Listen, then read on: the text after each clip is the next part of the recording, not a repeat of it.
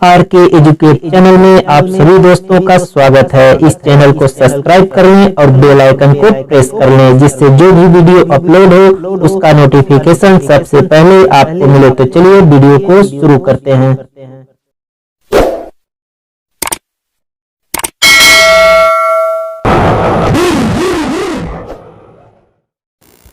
Hello दोस्तों, नमस्कार। आज आधुनिक भारतीय इतिहास से संबंधित रॉलेट एक्ट और जलियांवाला बाग हत्याकांड चैप्टर से 15 महत्वपूर्ण प्रश्न उत्तर लेके आप लोगों के सामने फिर से हाजिर हैं। तो चलिए देर न करते हुए वीडियो को शुरू करते हैं। जलियांवाला बाग हत्याकांड का संक्षिप्त इतिहास 15 क्वेश्चन का प्रैक्टिस सेट है। इसके पहले की प्रैक्टिस सेट हल करें। सबसे पहले जलियांवाला बाग हत्याकांड का संक्षिप्त इतिहास पर एक नजर देखते हैं। तो चलिए, भारत में बढ़ रही क्रांतिकारी गतिविधियों को कुचलने के लिए सरकार ने वर्ष 1917 में न्यायाधीश सिडनी रॉलेट की अध्यक्षता में एक समिति गठित की, जिसका उद्देश्य आतंकवाद को कुचलने के लिए एक प्रभावी योजना का निर्माण करना था। इसके सुझावों पर मार्च 1919 में पारित विधेयक रॉलेट एक्ट के नाम से जाना गया।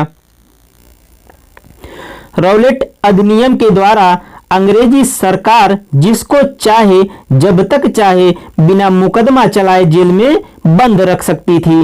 इसलिए इस कानून को बिना वकील, बिना अपील तथा बिना दलील का कानून कहा गया। पंजाब के दो लोकप्रिय नेताओं डॉक्टर सैफुद्दीन किचलू और डॉक्टर सत्यपाल की गिरफ्तारी और बिना वकील, बिना अपील तथा बिना दलील का कानून के विरोध में 13 अप्रैल 1919 को बैसाखी के दिन अमृतसर के जलियांवाला बाग में एक सार्वजनिक सभा बुलाई गई थी, जहां General Reginald Edward Harry Dyer ने निहत्थी शांतिपूर्ण भीड़ पर गोलियां चलवाकर लगभग 1000 लोगों की हत्या कराई।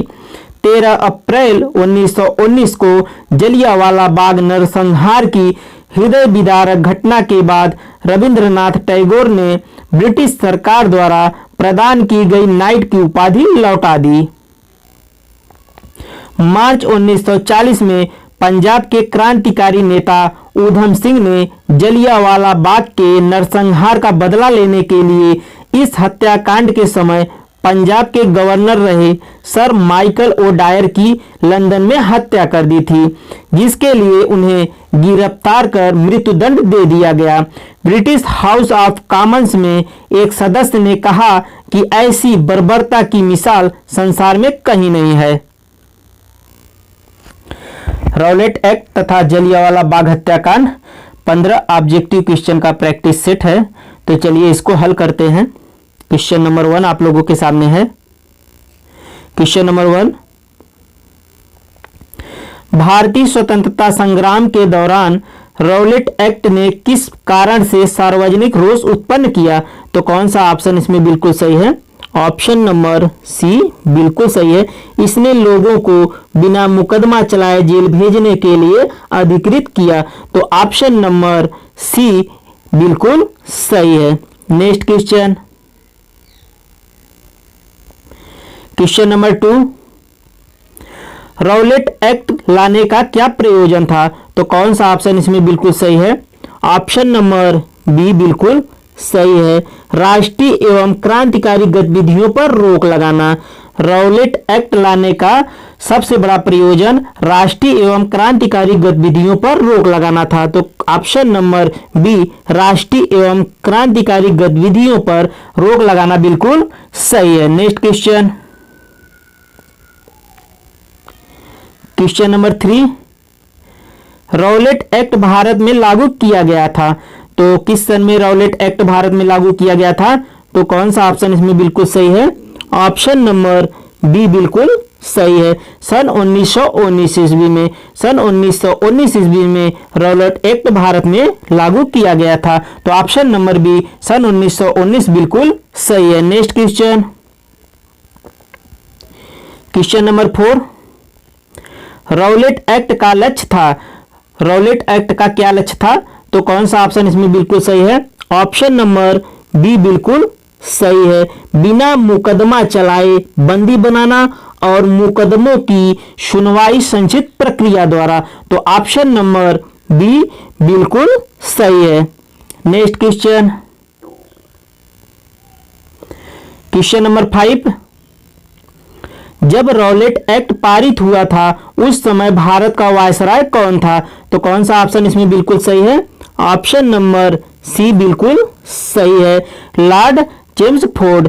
जब रॉलेट एक्ट पारित हुआ तो उस समय भारत का वायसराय लॉर्ड चेम्सफोर्ड था, तो option number C Lord Chelmsford बिल्कुल सही है। Next question, question number 6, Rowlatt Act किस वायसराय के काल में पारित हुआ था? तो कौन सा ऑप्शन इसमें बिल्कुल सही है? ऑप्शन नंबर सी बिल्कुल सही है, लॉर्ड चेम्सफोर्ड। लॉर्ड चेम्सफोर्ड के कार्यकाल में रॉलेट एक्ट पारित हुआ था, तो option number C Lord Chelmsford बिल्कुल सही है। Next question, question number 7, Rowlatt Act का भारतीय राष्ट्रीय कांग्रेस ने विरोध किया क्योंकि इसका लक्ष्य था, इसका क्या लक्ष्य था? तो कौन सा ऑप्शन इसमें बिल्कुल सही है? ऑप्शन नंबर ए बिल्कुल सही है, वैयक्तिक स्वतंत्रता को सीमित करना। रॉलेट एक्ट का क्या लक्ष्य था? वैयक्तिक स्वतंत्रता को सीमित करना, इसलिए भारतीय राष्ट्रीय कांग्रेस ने इसका विरोध किया, तो ऑप्शन नंबर ए बिल्कुल सही है, वैयक्तिक स्वतंत्रता को सीमित करना। Next question, question number 8, Akhil Bharatiya राजनीति में गांधी का पहला साहसिक कदम था, तो कौन सा ऑप्शन इसमें बिल्कुल सही है? ऑप्शन नंबर बी बिल्कुल सही है, रॉलेट सत्याग्रह। अखिल भारतीय राजनीति में गांधी का पहला साहसिक कदम रॉलेट सत्याग्रह था, तो ऑप्शन नंबर बी रॉलेट सत्याग्रह बिल्कुल सही है। Next question, question number 9, Rowlatt act के विरोध में किसने लगान न देने का आंदोलन चलाने का सुझाव दिया था? तो कौन सा ऑप्शन बिल्कुल सही है? ऑप्शन नंबर डी बिल्कुल सही है, स्वामी श्रद्धानंद। स्वामी श्रद्धानंद ने रॉलेट एक्ट के विरोध में लगान न देने का आंदोलन चलाने का सुझाव दिया था, तो option number D Swami Shraddhanand बिल्कुल सही है। नेक्स्ट क्वेश्चन,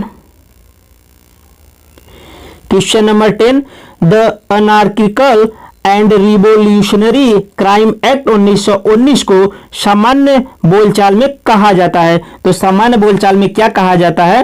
तो कौन सा ऑप्शन इसमें बिल्कुल सही है? ऑप्शन नंबर ए बिल्कुल सही, रॉलेट एक्ट। सामान्य बोलचाल में क्या कहा जाता है? Rowlatt act. तो कौन सा ऑप्शन सही है? Option number A Rowlatt act बिल्कुल सही है। नेक्स्ट क्वेश्चन, क्वेश्चन नंबर 11, कौन सी महत्वपूर्ण घटना जलियांवाला बाग नरसंहार के तुरंत पूर्व घटी थी? तो कौन सा ऑप्शन इसमें बिल्कुल सही है? ऑप्शन नंबर बी बिल्कुल सही, रॉलेट एक्ट का बनना। रॉलेट एक्ट का बनना जलियांवाला बाग नरसंहार के तुरंत पूर्व घटी थी, तो option number B Rowlatt Act का बनना बिल्कुल सही है। Next question, question number 12, Jallianwala Bagh हत्याकांड कब हुआ था? तो कौन सा ऑप्शन इसमें बिल्कुल सही है? ऑप्शन नंबर सी बिल्कुल सही है, 13 अप्रैल 1919 ईस्वी को जलियांवाला बाग हत्याकांड हुआ था, तो ऑप्शन नंबर सी 13 अप्रैल 1919 बिल्कुल सही है। नेक्स्ट क्वेश्चन, क्वेश्चन नंबर 13 अप्रैल 1919 भारतीय इतिहास से संबंधित है, तो कौन सा ऑप्शन इसमें बिल्कुल सही है? ऑप्शन नंबर बी बिल्कुल सही है, जलियांवाला बाग त्रासदी से। 13 अप्रैल 1919 भारतीय इतिहास में जलियांवाला बाग त्रासदी से संबंधित है, तो option number B Jallianwala Bagh त्रासदी बिल्कुल सही है। Next question, question number 14, Jallianwala Bagh कत्लेआम किस शहर में हुआ? तो कौन सा ऑप्शन इसमें बिल्कुल सही है? ऑप्शन नंबर सी बिल्कुल सही है, अमृतसर। जलियांवाला बाग कत्लेआम अमृतसर शहर में हुआ, तो ऑप्शन नंबर सी अमृतसर बिल्कुल सही है। Next question, question number 15, Jallianwala Bagh हत्याकांड के लिए जिम्मेदार ओ डायर को निम्न में किसने मार डाला? तो कौन सा ऑप्शन इसमें बिल्कुल सही है? ऑप्शन नंबर सी बिल्कुल सही है, ऊधम सिंह ने। ऊधम सिंह ने जलियांवाला बाग हत्याकांड के लिए जिम्मेदार ओ डायर को मार डाला। तो ऑप्शन नंबर सी ऊधम सिंह बिल्कुल सही है। Thanks for watching.